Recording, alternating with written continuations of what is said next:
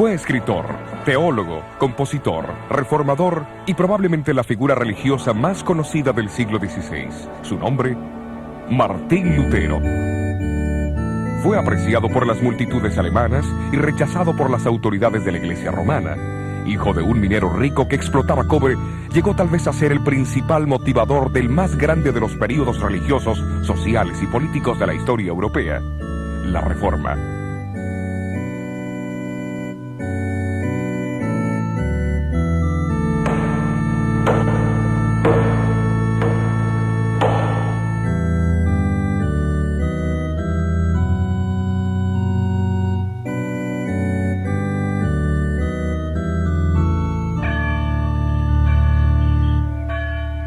Los europeos que vivieron en el comienzo del siglo XVI probablemente tuvieron poca noción de los cambios que irían a arrasar con los conceptos de la vida medieval.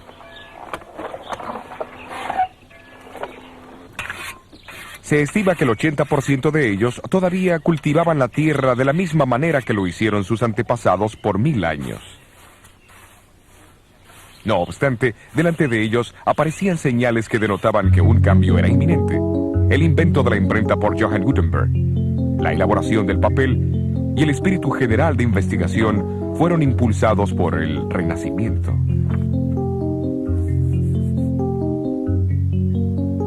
Hasta el año 1450, Europa poseía menos de 100.000 libros. Para el año 1500, el número aumentó dramáticamente a 9 millones de ejemplares. Uno de los mayores resultados de la obra de Gutenberg fue eliminar el monopolio que los ricos y el clero tenían sobre la Biblia.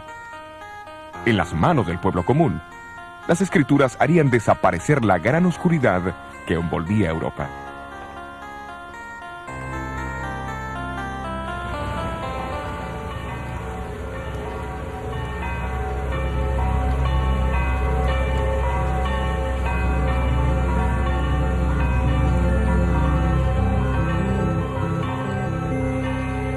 Elevándose por encima de reyes y súbditos, se encontraba la iglesia medieval. La misma era el centro de influencia en cada aldea, ciudad y corte en el cristianismo.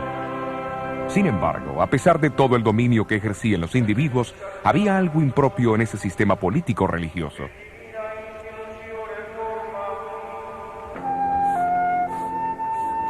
Europa estaba llena de personas pobremente educadas, de sacerdotes y monjes haraganes y amadores de placeres, que se interesaban más en los beneficios personales del sacerdocio y el poder que les confería que el del mismo bienestar espiritual de aquellos a quienes deberían servir.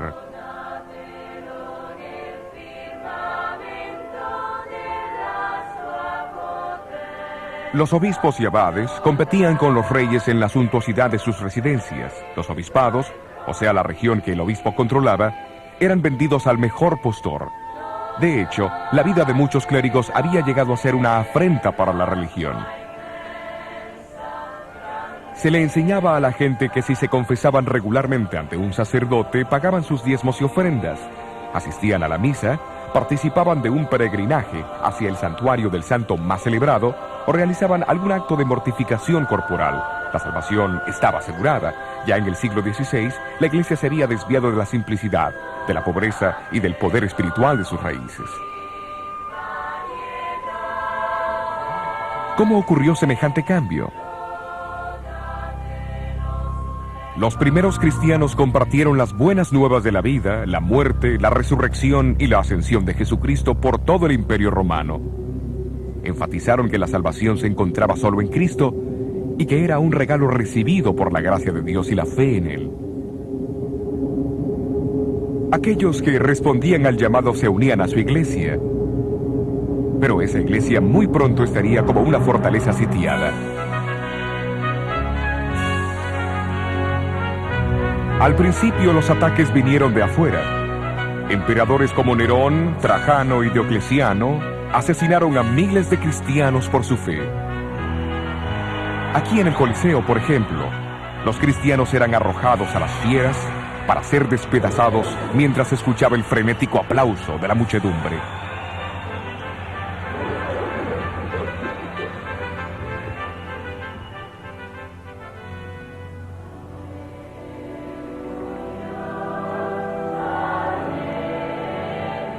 Pero la más grande amenaza vino de adentro. En el libro de los Hechos encontramos al apóstol Pablo advirtiendo a los obispos y ancianos que de en medio de ellos saldrían hombres que distorsionarían la verdad para conseguir adeptos. En la segunda carta a los tesalonicenses, alertó a la iglesia de la futura rebelión interna que revelaría lo que llamó el hombre de pecado, que se opondría y se exaltaría sobre todo lo que se llama Dios y es objeto de culto.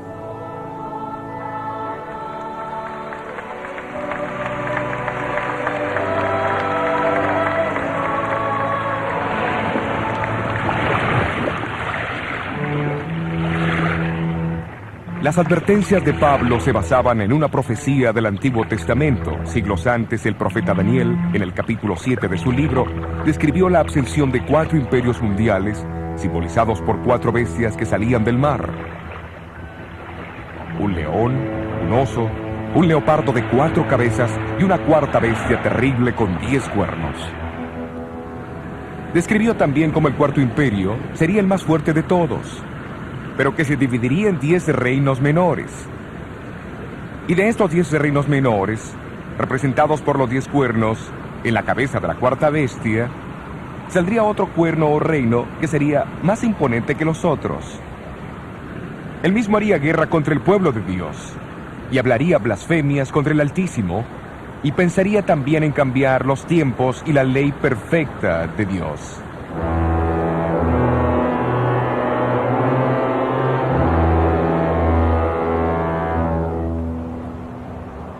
El comentario sistemático más antiguo sobre el libro de Daniel fue escrito por Hipólito, un brillante erudito del siglo III. Él fue uno de los que identificaron a Roma como el cuarto gran imperio de la profecía de Daniel. Hipólito predijo que la caída de Roma sería el próximo gran evento mundial, seguido por la aparición del Anticristo. Desde el segundo siglo encontramos a los cristianos orando por la continuidad del Imperio Romano para que se postergase la aparición del temible Anticristo. De acuerdo a la predicción, este poder surgió de en medio del Imperio Romano. Entre todos los obispos nombrados como líderes de la Iglesia en diferentes regiones, el obispo de Roma gradualmente asumió el papel principal. El pastor de Roma, la reina de las ciudades, llegó a ser el rey de los obispos.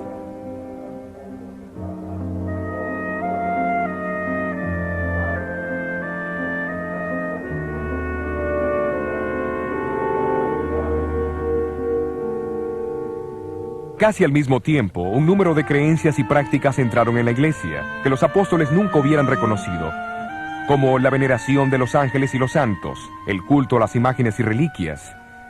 La observancia del domingo poco a poco reemplazó la del sábado. Apareció la doctrina del purgatorio y las oraciones empezaron a dirigirse a María y a los santos. La iglesia empezó a enseñar que el pan y el vino de la Santa Cena eran realmente el cuerpo y la sangre de Cristo, haciendo de la misa un sacrificio. La confesión de los pecados al sacerdote tomó lugar de la oración simple y directa del creyente a Dios para obtener perdón. Y la iglesia solamente otorgaba perdón a aquellos que trataban de expiar sus pecados por medio de penitencias.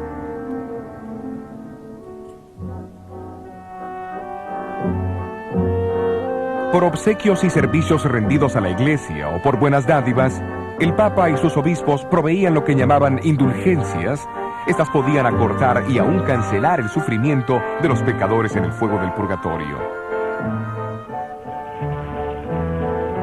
Negando la gran verdad bíblica de la salvación por la fe, la iglesia distribuyó los méritos de Cristo, los de la Virgen María y los santos, dando garantías escritas que eximían de los dolores del purgatorio. Podía comprarse de un obispo la absolución de años de castigo en el purgatorio al reparar una iglesia, construir un puente o cercar un bosque, así como el recitar cierto número de plegarias o el hacer un peregrinaje para ver las reliquias de los santos.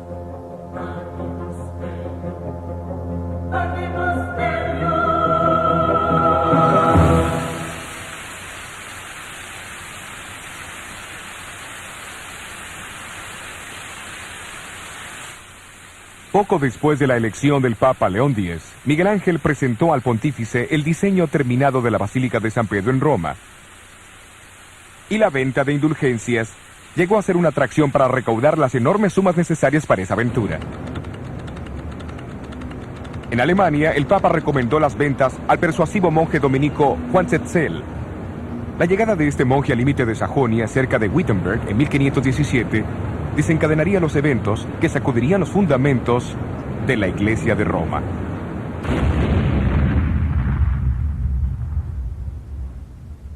La Iglesia del siglo XVI se había apartado de la verdadera fe y necesitaba desesperadamente una reforma.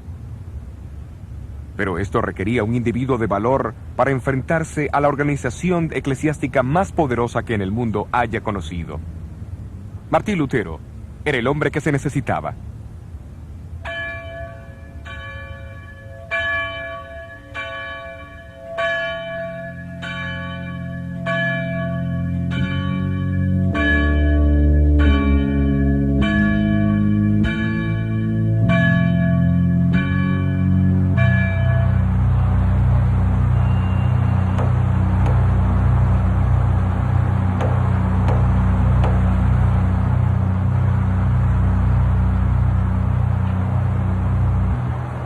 Fue en la víspera del Día de los Santos, octubre 31 de 1517, cuando Martín Lutero eligió clavar las 95 tesis en la puerta de la iglesia de Wittenberg.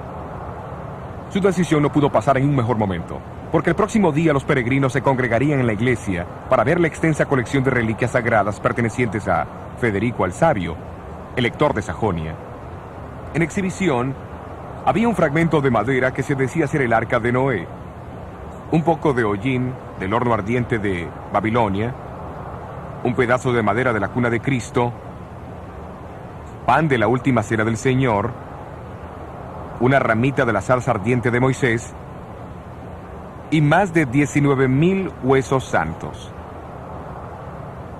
Pero lo más importante era que el solo mirar esos artefactos podía resultar en indulgencias para la reducción del purgatorio hasta 1.902.202 años y 270 días.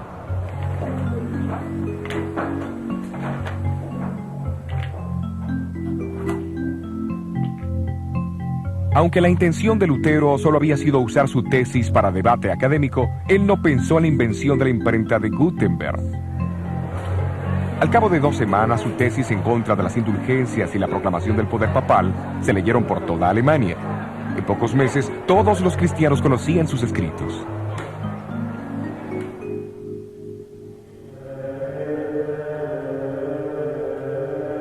Para Lutero, la mera idea de las indulgencias era repugnante. Después de todo, este inquebrantable monje había llegado a un agotamiento mental y físico por su deseo de alcanzar el perdón de sus pecados. Si alguna vez un hombre pudiera llegar al cielo por su vida monástica, entonces yo ya hubiera llegado. Pero al leer el Nuevo Testamento, él llegó a un descubrimiento alarmante. Fue el descubrimiento de que el perdón de los pecados es un regalo de Dios y no es algo que se compra o se gana. Este reconocimiento de la gozosa verdad de la salvación por la fe llegaría a ser la piedra angular de la Reforma. El concepto hizo que Lutero reconociera que el clérigo nunca podría ser mediador entre Dios y su pueblo, como la Iglesia lo enseñaba y lo practicaba. ¿De dónde emanaron estas convicciones? No fue por los edictos de papas o concilios, sino por el estudio de sola escritura, de las escrituras solamente. Sin embargo, la autoridad papal vio poco mérito en las creencias de este diablo vestido de monje.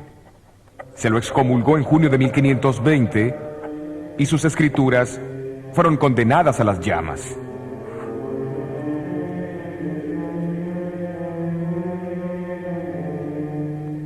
Fue en ese tiempo que Lutero enfocó su estudio de las escrituras en las profecías de Jesús, Daniel, Pablo y Juan, en relación con el surgimiento del anticristo. Los capítulos 7 y 8 de Daniel y la descripción de Pablo acerca del hombre de pecado en 2 Tesalonicenses 2 recibieron especial atención. En el año 1521, Lutero produjo su primera obra relacionada con las profecías. Los fundamentos de la Reforma tenían que estar firmemente anclados en la verdad profética. Al identificar al Papa como el Anticristo en 1521, Lutero unió su voz a la de muchos ilustres eruditos de la Biblia que le habían precedido. Hombres como el predicador bohemio Juan Milix, quien 150 años antes había clavado una plaqueta en la antigua catedral de San Pedro, declarando que el Anticristo ya había tomado su lugar en la iglesia. Muy pocas cosas en este mundo son más poderosas que la verdad profética cuando el tiempo de su cumplimiento llega. Lutero, fortalecido por las profecías de Daniel, estaba ahora preparado para su hora más brillante. A fines de marzo de 1521, él recibió una citación del nuevo emperador del Sacro Imperio Romano, Carlos V, para comparecer delante de él en la dieta o parlamento que se convocaría en la ciudad alemana de Worms. Sentado con 3 de sus amigos sobre la paja de un carruaje que le habían prestado, entró en la ciudad donde la muchedumbre les dio una calurosa bienvenida. Me pregunto cómo hubiera sido hoy día. La audiencia iba a tomar lugar en un sitio cercano a la catedral.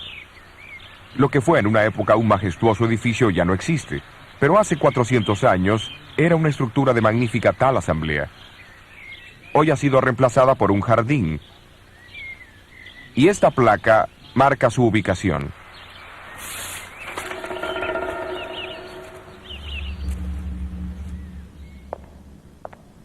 Nunca antes, en ninguna época, había comparecido un humilde monje ante tantos reyes, príncipes, nobles, diputados, embajadores, varones, señores de la realeza, obispos y prelados de la iglesia. Lutero no tenía nada más que lo sostuviera que su fe en Cristo y en las Escrituras. Cuando se le pidió que se retractara de sus escritos, pronunció las palabras que sacudirían al mundo. Menos que esté convencido por la razón y las Escrituras, yo no acepto las autoridades de papas y concilios, porque ellos se contradicen. Mi conciencia está cautivada por la palabra de Dios. Yo no puedo, ni quiero retratarme en nada, porque ir en contra de la conciencia no es correcto, ni prudente. Esta es mi posición. No puedo cambiar. Dios, ayúdame. Amén. Un monje solitario en contra de la antigua y casi universal opinión de la raza humana.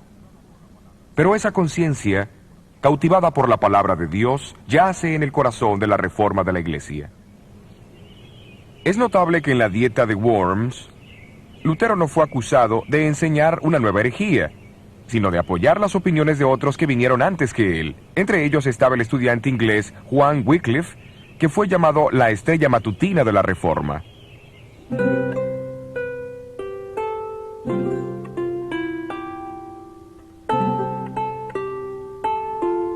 Wycliffe se dedicó al estudio de la verdad conforme la habían encontrado en las escrituras en latín.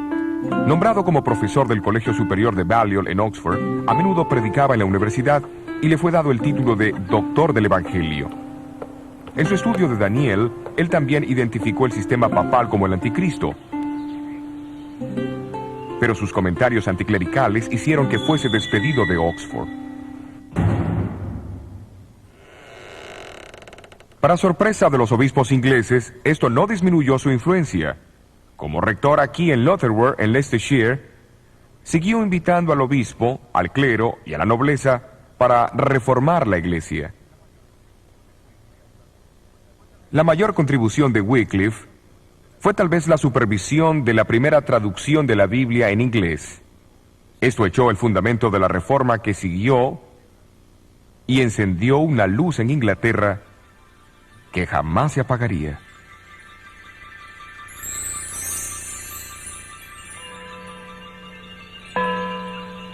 Wycliffe falleció en diciembre de 1384. después de haber sufrido un derrame cerebral mientras daba la Santa Cena aquí en su iglesia.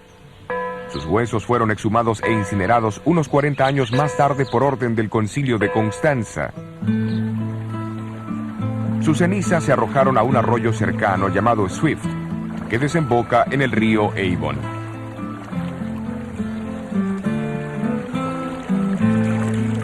Del río Avon al Severn, del Severn hacia el mar, como la obra de Wycliffe, las aguas se extenderán.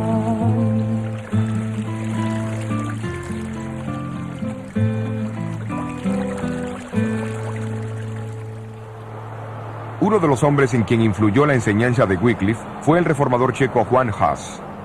Como Wycliffe, Hus sostenía que el pueblo de Dios no está sujeto a las decisiones de los concilios, pues estos contendían en contra de las leyes de Cristo. Para Hus, la Biblia era la autoridad suprema. En 1412 fue colocado bajo la interdicción real. Hus declaró que le ocurría eso por predicar a Cristo y su evangelio, y denunciar al anticristo. Cuando Hus fue llamado a responder por los cargos de la herejía, el emperador Sigismundo le prometió un salvoconducto hasta Constanza, pero al llegar ahí, fue arrojado al calabozo.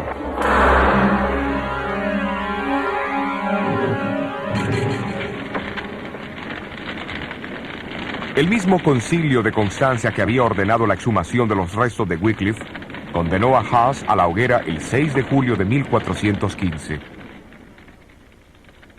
En todas las edades, Dios dispuso de fieles testigos de las verdades del Evangelio. Aunque ellos no siempre percibían esas verdades claramente o sin errores, amaban a Dios y a su palabra, y habían seguido la verdad como ellos la entendían. El profeta Daniel usó imágenes literarias de una bestia y de cuernos para profetizar el surgimiento y la obra del gran sistema religioso apóstata que perseguiría a la minoría de los fieles de Dios. Y en el capítulo 12 de Apocalipsis, el apóstol Juan también usó símbolos para describir la experiencia del pueblo de Dios en las manos de este poder. Él habla de un terrible conflicto entre un gran dragón rojo y una hermosa mujer y su descendencia. El dragón es identificado como aquella antigua serpiente llamado Diablo y Satanás, que engañó al mundo entero. La hermosa mujer representa la fiel iglesia de Dios. El comienzo de este conflicto se describe en Génesis capítulo 3. Dios dijo a la serpiente que él pondría enemistad entre ella y la mujer, y entre su simiente y la de ella. Ahora en Apocalipsis 12, Juan ve la continuación de esta guerra de odio entre la serpiente, el dragón y la mujer. Él describe a la mujer como vestida del sol, la luna debajo de sus pies y sobre su cabeza una corona de 12 estrellas. Se la retrata como esperando ansiosamente el nacimiento de Jesús. El dragón también espera este nacimiento. Cuando se frustran sus intentos en contra del niño varón, él se vuelve contra la mujer o la iglesia. Sus ataques son similares a los que lanzó contra Jesús. Primero con persecución y muerte, y luego a través del sistema religioso apóstata que enterró la verdad de Dios bajo tradiciones. Pero el revelador no nos deja lamentar los sufrimientos de los descendientes de la mujer. Él explica cómo Dios preservaría a su iglesia en áreas poco habitadas, simbolizadas por el desierto. Ambos, Daniel y Juan, previnieron la persecución del pueblo de Dios, por el mismo periodo de tiempo. En el caso de Daniel, un tiempo, tiempos y mitad de un tiempo, o 1260 días. Asimismo, en Apocalipsis 12 y versículo 6 leemos: la mujer huyó al desierto donde tiene lugar aparejado por Dios, para que allí la mantengan por 1260 días. ¿Pero será que los escritores se referían a días literales? Por más de 2000 años, los estudiosos de la Biblia han identificado el principio de día por año. Mucho antes del nacimiento de Cristo, los judíos que tradujeron el Viejo Testamento al griego fueron los primeros en atribuir este principio al libro de Daniel. Desde el siglo XII, escritores cristianos también han identificado los 1260 días como 1260 años. Durante ese tiempo, la iglesia huiría del dragón, pero Dios prepararía un lugar seguro para su pueblo.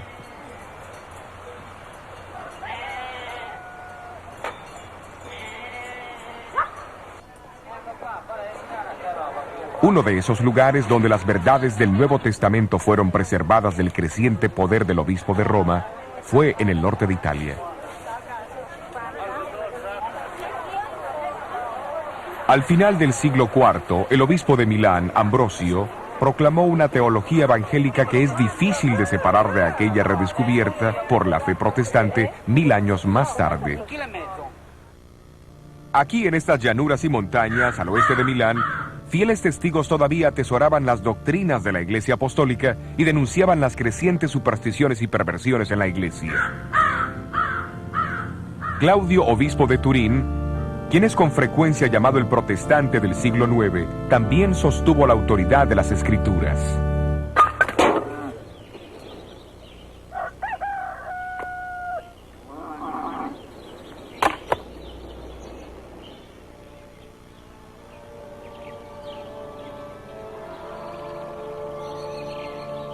Estos cercanos valles y montañas llegaron a ser lugar de refugio para tal vez los más antiguos de los testigos que representaban la Iglesia en el desierto, los valdenses.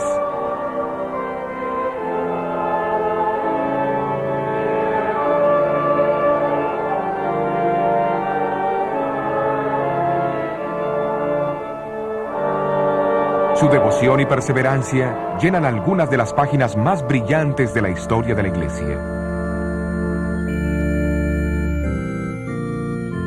Muchos han mantenido que el nombre valdenses es derivado de Pedro Gualdo, que fundó el grupo Poor Men's of Lyons a fines del siglo XII. Pero la historia demuestra que grupos evangélicos en el norte de Italia sostuvieron las enseñanzas de la Iglesia Apostólica mucho antes de la llegada de Gualdo. Fuera de la sede central de la Iglesia valdense en Torre Pellice, se encuentra esta estatua de Henry Arnault, el famoso líder de los valdenses del siglo XVII, o los Vaudois, como se los llamaban. Él una vez dijo de su pueblo: en realidad los Vaudios son descendientes de aquellos refugiados de Italia, quienes después de San Pablo predicaron el Evangelio ahí. Después huyeron de su hermoso país como la mujer del Apocalipsis, a estas montañas agrestes, donde hasta este día han pasado el Evangelio de padre a hijo en la misma pureza como lo fuera predicado a Pablo.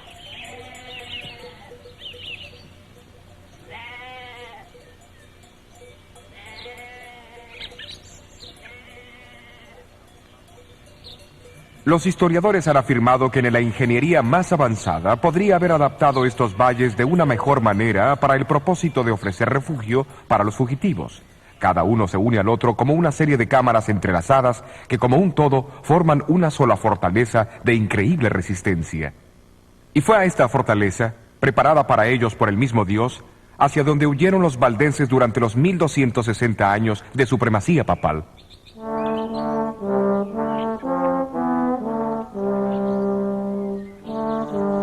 En el corazón de estas montañas está situada la región más importante de todos sus valles, el Pra del Torno.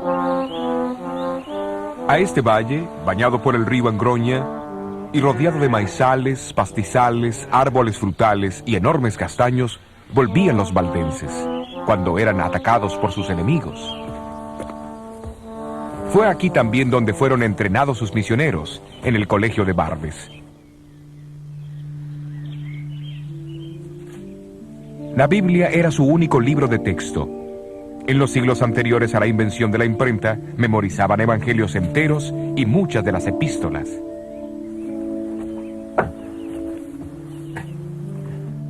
Aquí, sobre esta antigua mesa de piedra, los estudiantes de Barbes tomaban turnos para transcribir las escrituras al vernáculo romántico, puesto que los valdenses fueron uno de los primeros pueblos de Europa que obtuvieron la traducción de las escrituras.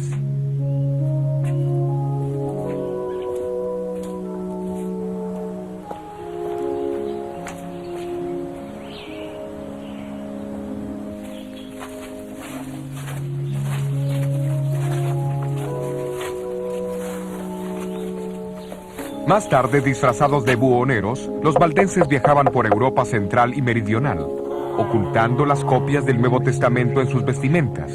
Les era posible dejar más que simples conveniencias materiales a sus clientes. Mientras los valdenses crecían en el número y en influencia, la Iglesia de Roma comenzó a inquietarse enormemente. La misma reconoció que si se permitía que este movimiento se expandiera, lograría superar todo lo que a Roma le había llevado siglos para alcanzar. A comienzos del siglo XIV comenzó la terrible furia de los inquisidores papales. Los sencillos y pacíficos valdenses llegaron a formar parte de la Iglesia del Desierto, como Juan el Revelador había predicho. Pero así como en Apocalipsis 12 dice que la tierra ayudó a la mujer y la tierra abrió su boca y tragó el río que había echado el dragón de su boca, así las montañas dieron protección a los valdenses durante las cruzadas organizadas.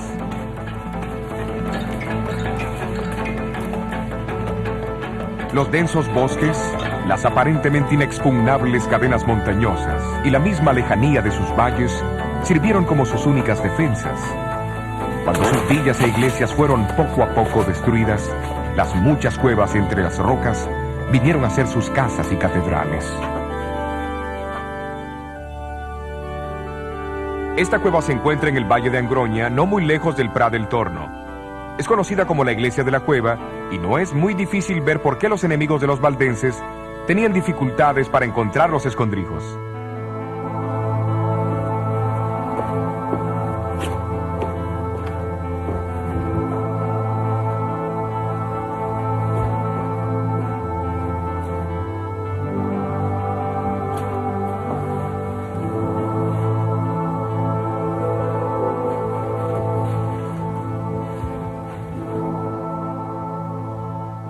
Sin duda fue un tiempo espantoso, pero también de conmovedora confraternidad, mientras los vecinos se reunían de aquí y de allá para encontrar consuelo y seguridad en las entrañas de la tierra.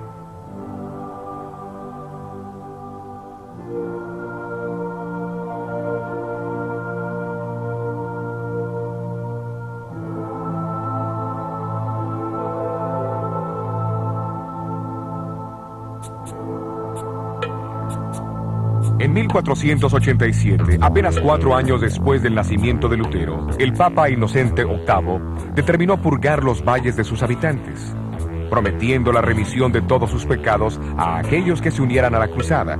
Procedió a formar un gran ejército bajo la dirección de Alberto Cataneo. Cataneo acampó su ejército al pie del enorme Castelluso, cerca de la capital del valle Torre Pellice. Con la esperanza de impedir el desastre, los valdenses mandaron a 2 de sus hombres para encontrarse con él. Si los valdenses habían esperado intimidar a Cataneo con una confrontación directa, la misma fue una subestimación del hombre. Dividiendo sus fuerzas en 2 frentes, Cataneo dirigió una compañía hacia el valle Pellice, atacando los pueblos de Vilaro y Bobbio y forzando a sus habitantes a huir a las montañas. La otra compañía siguió hacia el Valle Angroña a mano derecha del Prat del Torno, donde esperaba unirse con la primera compañía. En aquel entonces, el camino hacia el Prat estaba casi bloqueado por la barricada.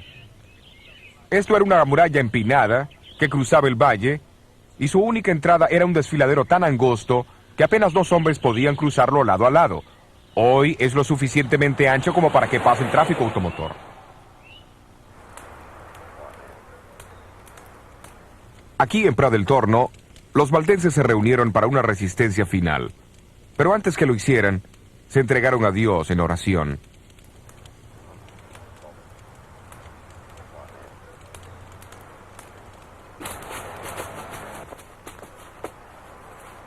¿Enviaría Dios a su ángel para bloquear el camino del invasor? ¿O extinguiría la llama vacilante de la verdad de Dios para siempre?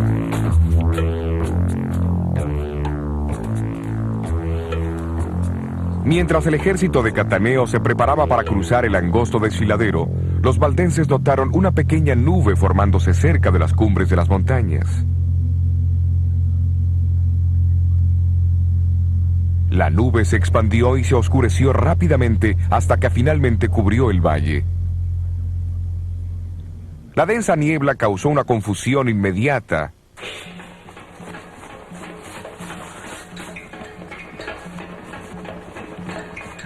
Sacando ventaja de los cambios de condiciones, los valdenses escalaron los senderos secretos sobre los invasores y comenzaron a arrojar grandes rocas sobre los soldados.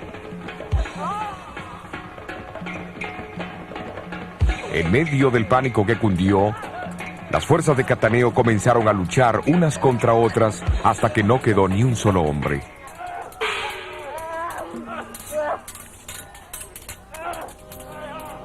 En 1530, las noticias de la reforma que se extendían por Alemania, Suiza y Francia llegaron a la gente de los valles valdenses.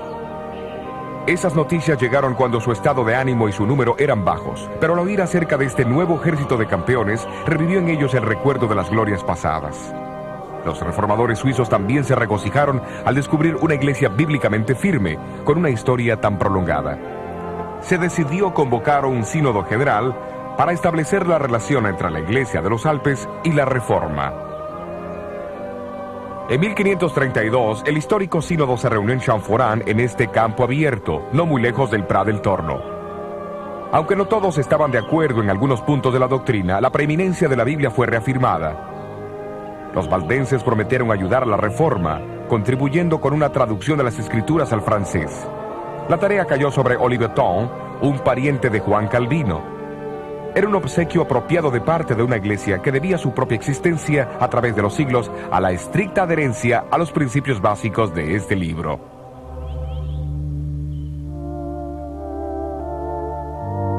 Trágicamente, las persecuciones a los valdenses no cesaron con la Reforma. En realidad, se intensificaron en los años que siguieron, llegando a su culminación en el siglo XVII. El tiempo se ha encargado de cicatrizar las heridas de la gran masacre de la Pascua de 1655. Sin embargo, el recuerdo está indeleblemente grabado en las mismas rocas y grietas del imponente Castelluso.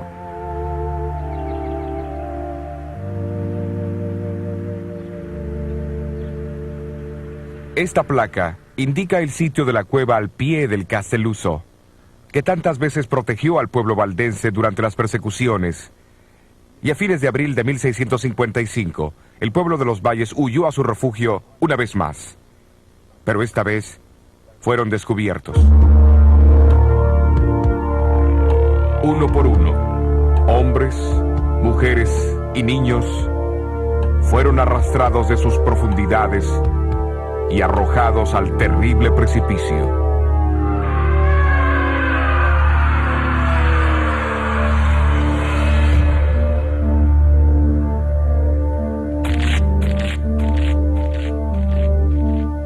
Toda la Europa protestante reaccionó con dolor y compasión. El ciego poeta inglés Juan Milton escribió uno de sus más poderosos sonetos en memoria a los mártires del Castelluso. Vindica, oh Señor, tus santos martirizados, cuyos huesos yacen esparcidos por las montañas alpinas, aquellos que guardaron la verdad antigua tan pura, cuando nuestros padres adoraban troncos y rocas, no te olvides. En tu libro graba los gemidos de quienes fueron tus ovejas y en su antiguo aprisco, asesinados por los sanguinarios piamonteses que arrojaron a las madres y sus niños al rocoso abismo. Sus lamentos los valles repitieron a los montes y estos a los cielos.